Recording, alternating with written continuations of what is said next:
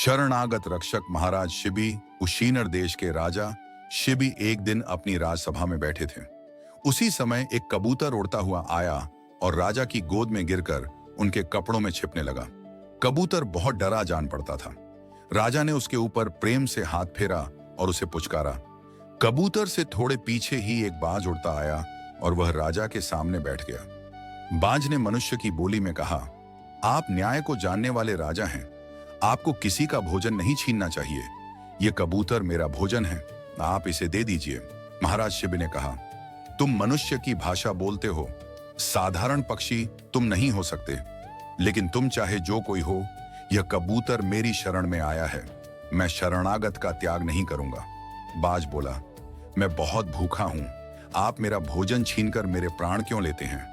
राजा शिबी बोले, तुम्हारा काम तो किसी भी मांस से चल सकता है, तुम्हारे लिए यह कबूतर ही मारा जाए, इसकी क्या आवश्यकता है?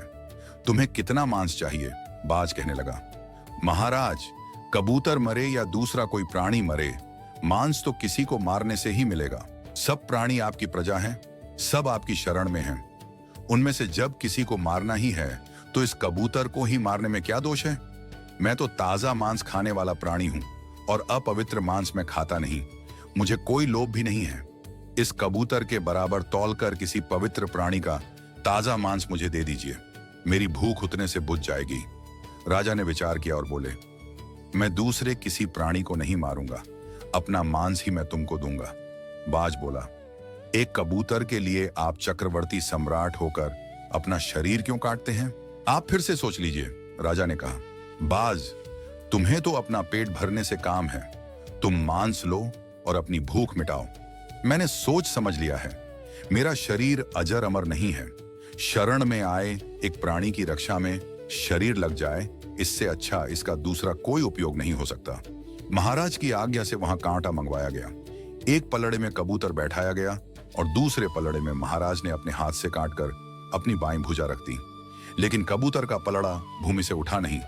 महाराज शिबी ने अपना एक पैर काट कर रखा और जब फिर भी कबूतर भारी रहा तो दूसरा पैर भी काट कर चढ़ा दिया। इतने पर भी कबूतर का पलड़ा भूमि पर ही टिका रहा। महाराज शिबी का शरीर रक्त से लथपथ हो गया था, लेकिन उन्हें इसका कोई दुख नहीं। अब की बार वे स्वयं पलड़े पर बैठ गए और बाज से बोले, तुम मेरे इस देह को खाकर अपनी भूख मिटा लो। महाराज जिस पलड़े पर थे वह पलड़ा इस बार भारी होकर भूमि पर टिक गया था और कबूतर का पलड़ा ऊपर उठ गया था। लेकिन उसी समय सबने देखा कि बाज तो साक्षात देवराज इंद्र के रूप में प्रकट हो गया है और कबूतर बने अग्नि देवता भी अपने रूप में खड़े हैं। अग्नि देवता ने कहा, महाराज, आप इतने बड़े धर्मात्मा हैं कि आपकी बराबरी मैं तो क्या, विश्व में कोई भी नहीं कर सकता। इंद्र ने महाराज का शरीर पहले के समान ठीक कर दिया और बोले, आपके धर्म की परीक्षा लेने के लिए हम लोगों ने यह बाज और कबूतर का रूप बनाया था। आपका यश अमर रहेगा। दोनों देवता महाराज की प्रशंसा करके और उन्हें आशीर्वाद देकर अंतर्धान हो गए।